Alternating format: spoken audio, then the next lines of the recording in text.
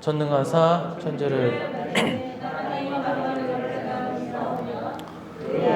우리 주 예수 그리스도를 믿사오니 이는 성령으로 잉태하사 동정녀 마리아에게 나시고 본디오 빌라도에게 고난을 받으사 십자가에 못 박혀 죽으시고 장사한 지 4일 만에 죽은 자 가운데서 다시 살아나시며 하늘에 오르사 전능하신 하나님 우편에 계시다가 저려서 산자와 죽은 자를 심판하러 오시리라. 성령을 믿사오며 거룩한 공예와 성도가 서로 기도하는 것과 죄를 사하여 주시는 것과 몸이나 사는 것과 영원히 사는 것을 믿사옵나이다. 아멘. 네, 하나님의 말씀 보도록 하겠습니다. 시편 56편 1절에서 12절 말씀입니다. 제가 먼저 1절 봤습니다. 하나님이여 내게 은혜를 베푸소서. 사람이 나를 삼키려고 종일 치며 압제하나이다.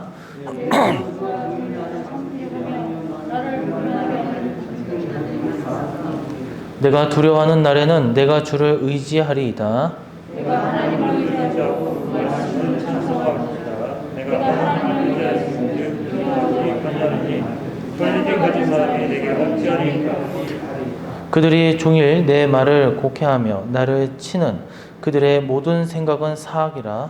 그들이 내 생명을 구하는 것과 같이 또 오염 없게 말을 지키리이다. 그들이 악을 행하고야 안전하오리이까. 하나님이여 분노하사 뭇 백성을 낮추소서. 나의 이름을 주시옵소서. 나의 눈물을 주의 감사소서. 이것이 주의 집에 기록되지 아니하나이까. 내가 아뢰는 날에 내 원수들이 물러가리니 이것으로 하나님이 내 편이심을 내가 아나이다. 내가 하나님을 의지하여 그의 말씀을 찬송하며 여호와를 의지하여 그의 말씀을 찬송하리라. 내가 하나님을 의지하였은즉 두려워하지 아니하리니 사람이 내게 어찌하리이까. 하나님이 내가 주께 서원함이 있사온즉 내가 감세제를 주께 드리리니. 아멘. 할렐루야. 오늘 우리가 읽은 시편 56편은 이 표제의 그 배경이 뚜렷하게 나옵니다. 바로 다윗이 가드에서 이 블레셋 사람들에게, 블레셋 군대에게 잡혔을 때 기록한 시다라고 표기되어 있습니다. 이 시는 다윗이 사울의 시기를 받아 이 사울의 추격에서 도주하는 상황에서 가드 땅에 들어가게 됩니다. 거기서 도망치게 되는데 거기에 이제 블레셋 사람들의 감시하에 있을 때 지은 시가 바로 이 시다라는 것이죠. 그래서 다윗은 3절에 표현한 대로 현재의 상황을 이 두려워하는 날이라고 했어요. 그러니까 몹시 두려웠던 것 같아요. 사면초가, 진퇴양난, 더 이상 피할 곳이 없는 그런 상황이었다는 거죠. 자기 고국에서도 쫓겨나고 타국에서도 붙잡히는 상황, 얼마나 절대절명의 순간이었겠습니까? 하지만 이러한 위기 때에 더욱 선명하게 다윗의 신앙이 드러나게 되는데 오늘 두려워하는 날의 다윗의 모습을 보며 참으로 커다란 위기의 시대를 지나는 우리가 어떠한 모습으로 이를 이겨낼 수 있는지를 우리가 함께 살펴보면서 우리 큰 깨달음의 역사가 있기를 간절히 소망합니다. 첫 번째로 다윗은 나의 눈물을 담으소서라고 그랬습니다. 8절에 보니까 나의 유리함을 주께서 계수하셨사오니 나의 눈물을 주의 병에 담으소서. 이것이 주의 책에 기록되지 아니하였나이까. 사랑하는 성도 여러분, 다윗은 두려워하는 날, 즉 위기의 때에 나의 눈물을 담으소서라고 지금 고백하고 있습니다. 이는 하나님께 뭐예요? 시적 표현으로 한 거예요. 그러니까 하나님께 눈물로 기도하였음을 뜻한다라는 거예요. 하나님의 백성들, 의인들, 이 세상에서 의지할 것도 내세울 것도 없는 처지에 있는 경우가 너무나도 많아요.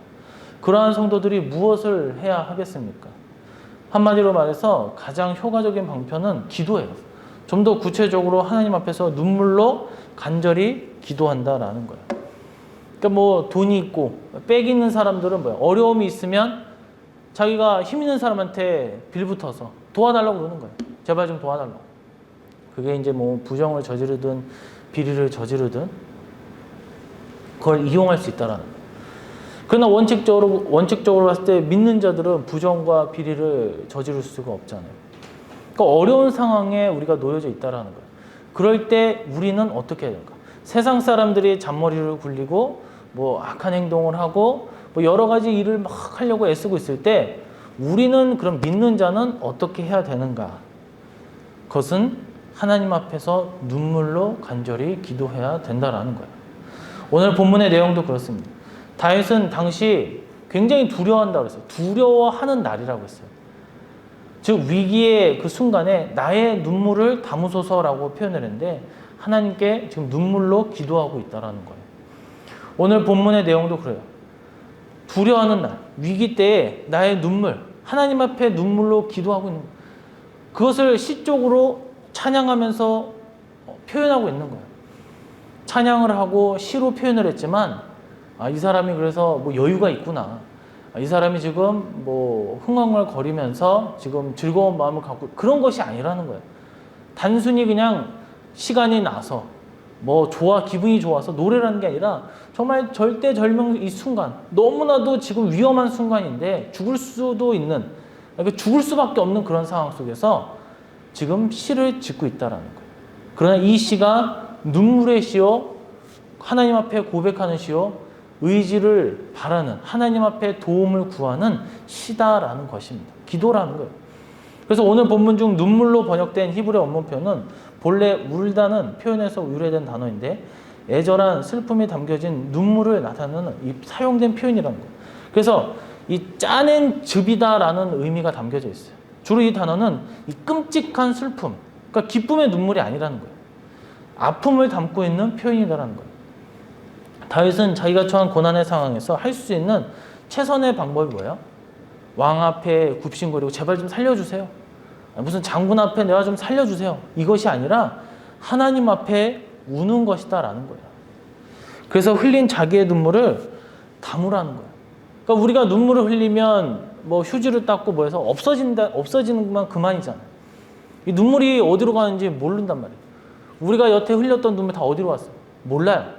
그러나 그 눈물을 하나님 앞에 제발 좀 내가 지금 이 흘리고 있는 눈물, 이 고난의 이 즙, 짜내고 있는 이 피와 같은 내 정말 이 증거물을 하나님께서 담으시라는 거예요.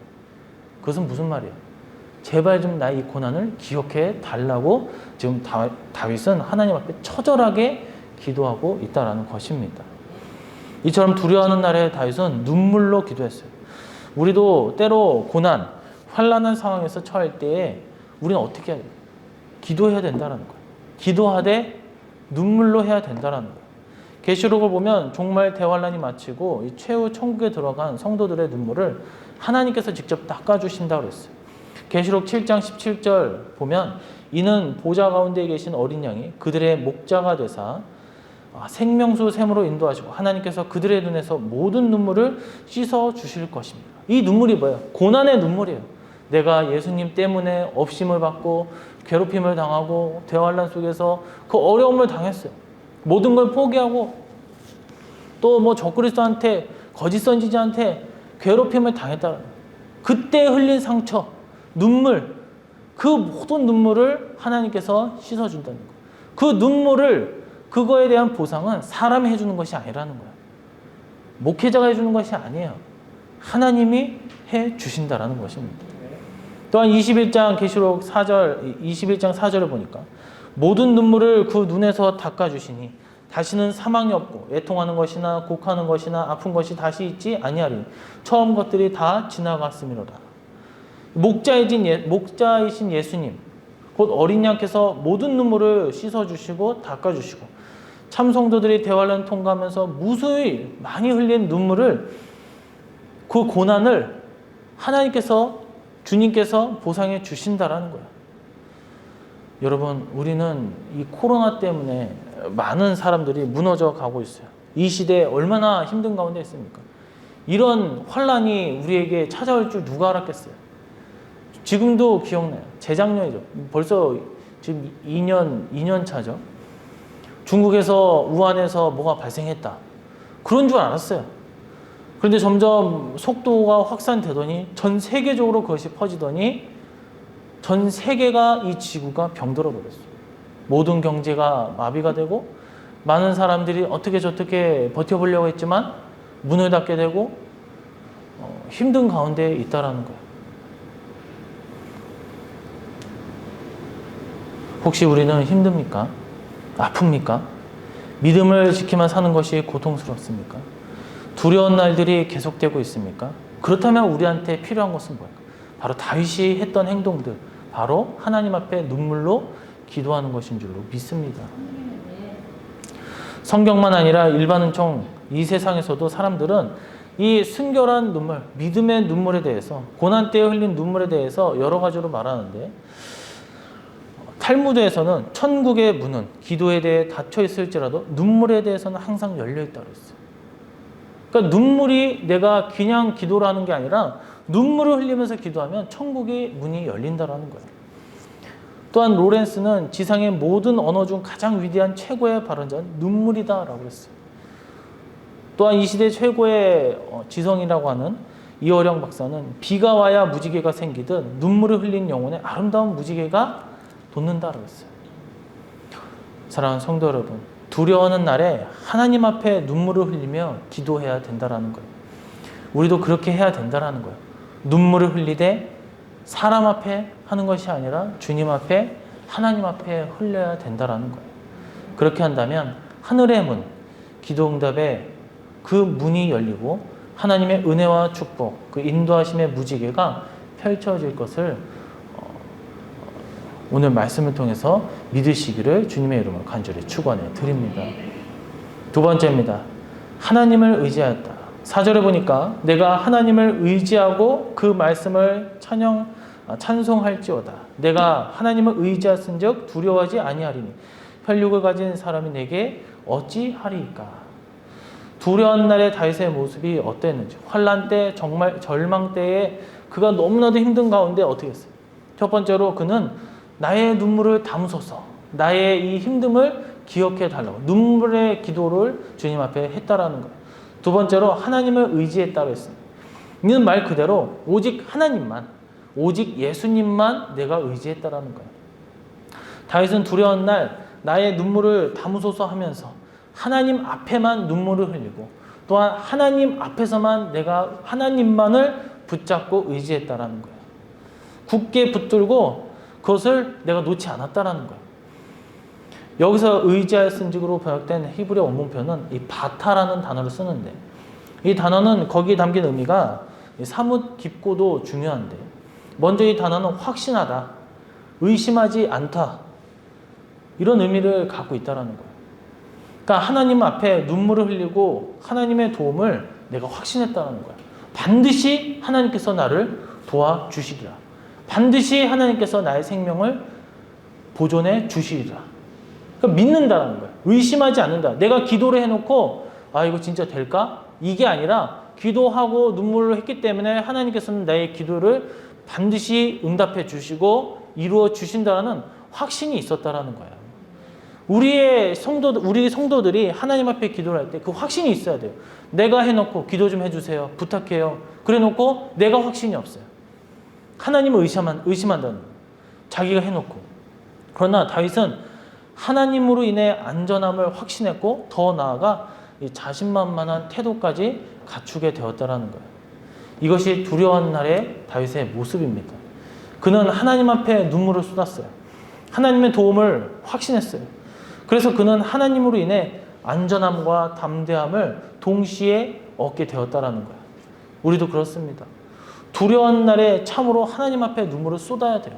그리고 당연히 하나님만 의지해야 된다는 거예요. 실컷 기도해놓고 사람의 말을 따르고 사람의 어떤 간악한 꾀에 넘어가서 거기에 잔꾀에 넘어가고 그러면 안 된다는 거예요. 우리 자신뿐만 아니라 정말 우리 친인척들, 우리 누구랄까 이웃들에게 이런 사람들에게도 보면 너무나도 다 소중하죠. 그 사람들 다 소중하고 중요하죠. 그들의 말도 필요하죠. 정말 저 사람이 하나님을 통해서 성령님을 통해서 나에게 말씀하시는 건가? 중요한 것은 사람이 아니라 하나님인 줄로 믿습니다. 굳건한 반석과 같은 하나님으로 인해 확신을 가져야 돼요. 안전함, 담대함을 얻게 될 줄로 믿습니다. 모든 믿음의 위인들은 다 마찬가지예요. 요셉 어땠습니까? 그는 가는 곳마다 형제의 배신을 당해요. 죽임을 당할 뻔했어요. 또 팔려 나갔어요. 종생활을 했어요. 지하 감옥에 갔어요. 그런데 성경에서는 뭐예요? 하나님과 함께함으로, 또 하나님이 그와 함께 하심으로 형통하였다고 했어요. 어디가 그를 이렇게 여기를 둘러봐도 누가 요셉을 형통한 사람이라 할 수 있어요?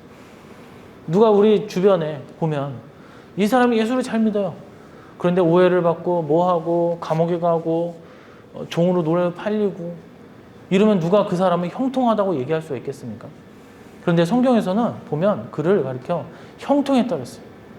그러니까 이 형통이라는 것은 결국 뭐예요?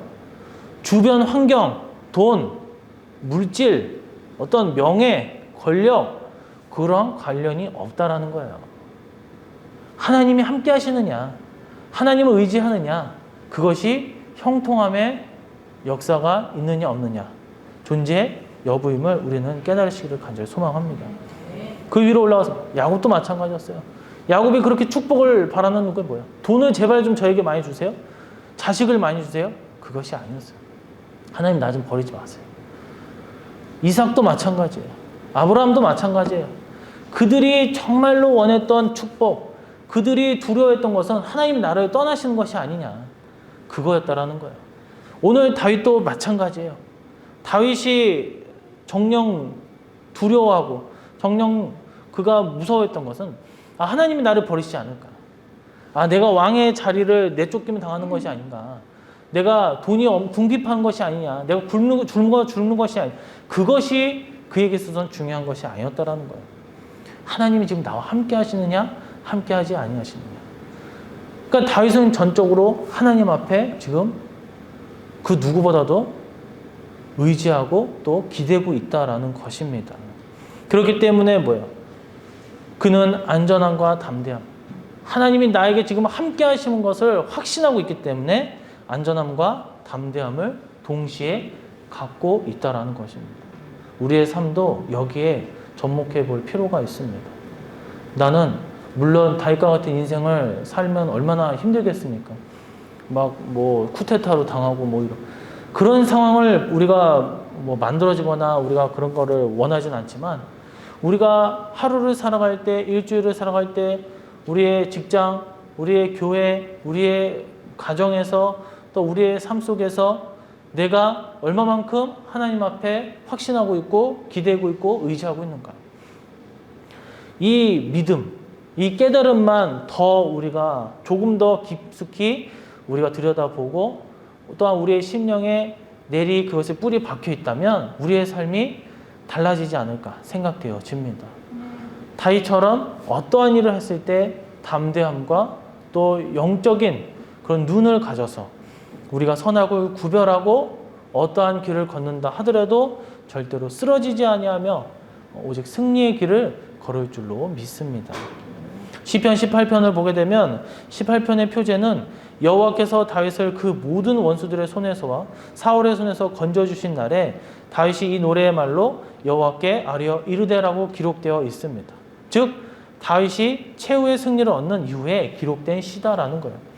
이렇게 다윗이 최후의 승리를 얻게 된 시작점은 1절에서 2절 나오게 되는데, 그는 하나님에 대해 나의 힘, 반석, 요새, 바위, 방패, 뿔, 산성 이렇게 등등 표현하며 고백하고 있어요.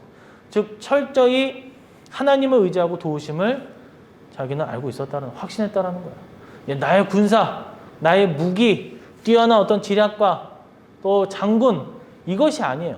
다윗이 믿고 밀고 나갔던 것은 나의 반석이시고 나의 산성이시고 나의 최신 무기이고 나의 견고한 성이고 나의 뭐 어쩌고저쩌고, 다 이것은 결국 뭐예요?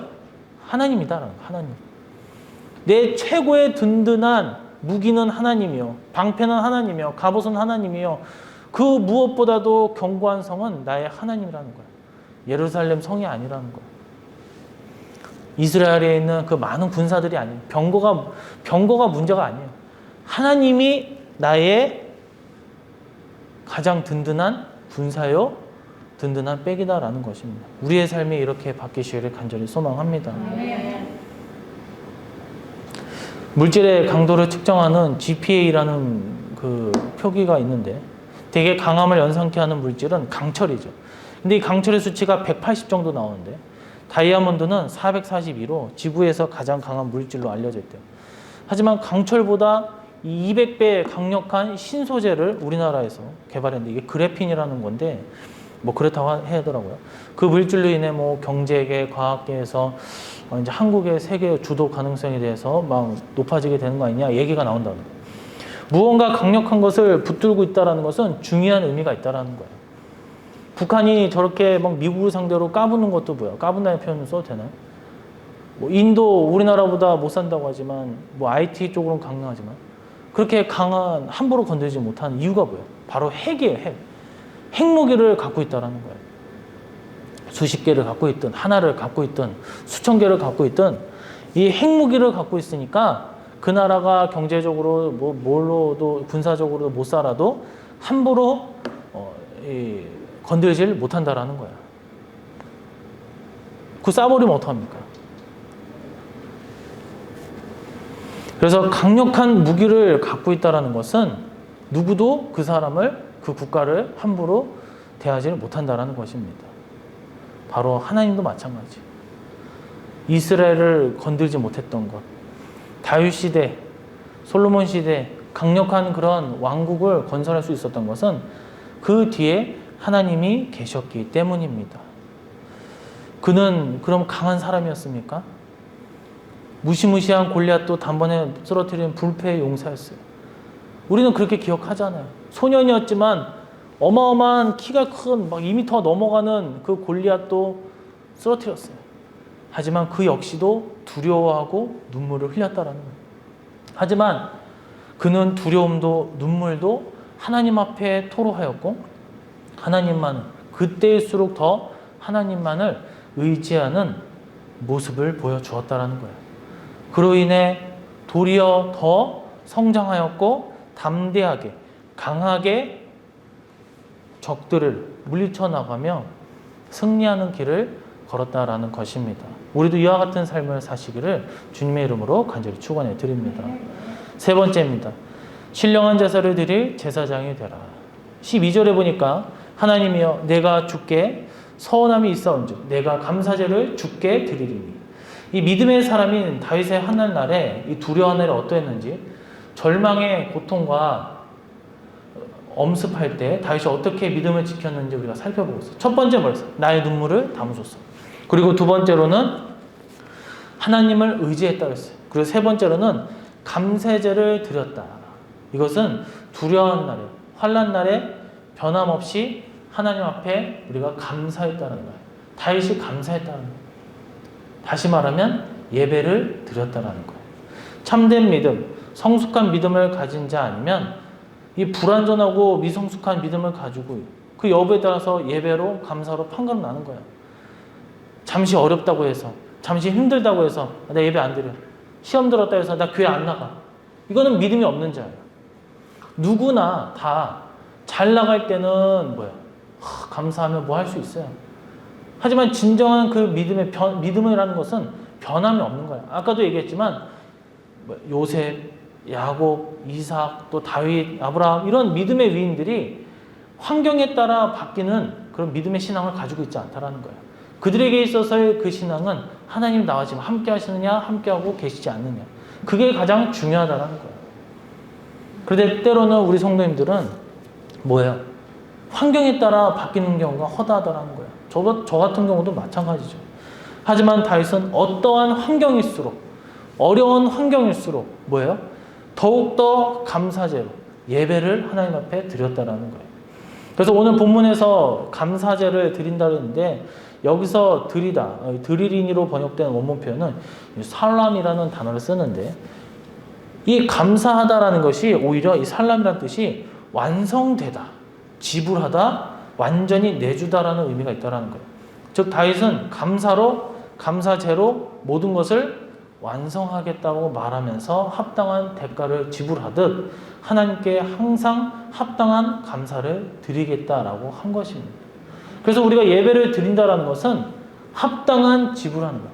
완전한 것이 된다라는 거예요. 예배를 드려야만 우리가 비로소 완성이 된다는 거예요. 성도로서 그리스도인으로서. 믿는 자로서, 하나님의 자녀로서. 하나님의 자녀인데 예배를 안 드려요. 그 미완성인 거예요. 완성되지 않았다라는 거예요.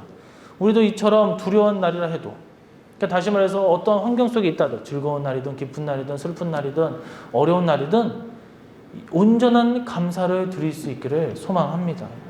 계시록 4장에서 5장, 7장, 15장을 보면 매우 특별하면서 공통적인 내용이 있는데, 우리가 잘 알듯 계시록은 종말 재림의 예언을 기록한 거야.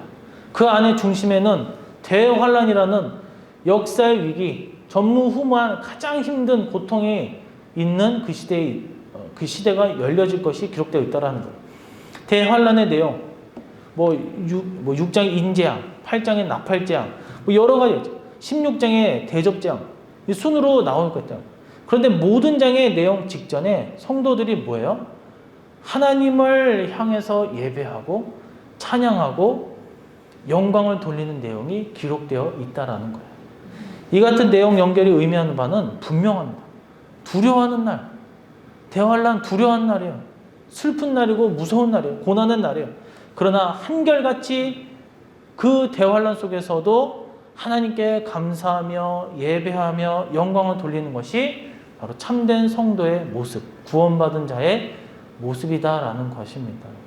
사랑하는 성도 여러분, 다윗이 두려워하는 날에도, 눈물을 흘리는 날에도 변함없이 하나님께 감사했던 것을 우리는 기억하시기를 바랍니다. 우리도 그처럼 어떤 상황에서든 하나님께 감사하며 예배로 우리의 삶을 바로 세우시기를 간절히 소망합니다. 최근 우리 주변에서 벌어진 일들을 보면 참 황당하고 이 인간성이라는 것을 찾아볼 수 없는 사건들이 막 줄줄이 막 계속 나온다. 학폭 피해자 하면서 여러 가지 있는데, 대표적인 실례, 돌도 안 된 영아를 두드려 패서 살해한 학대 살해, 정리 사건, 또 그런 거. 또 다른 한편으로는 오히려 뭐예요?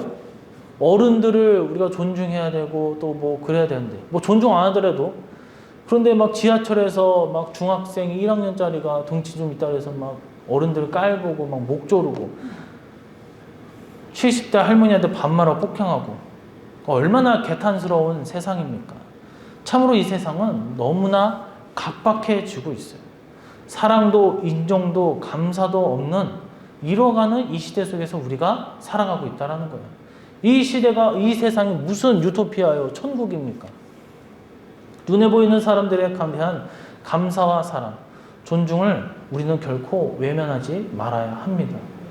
간직하고 더 나아가 눈에 보이지 않지만 한결같이 우리가 의지가 되는 하나님을 향해, 그러니까 사람을 보면서 하면 뭐예요? 상처받을 수밖에 없어요. 사람을 보면서 하면 우리가 정 떨어질 수밖에 없어요.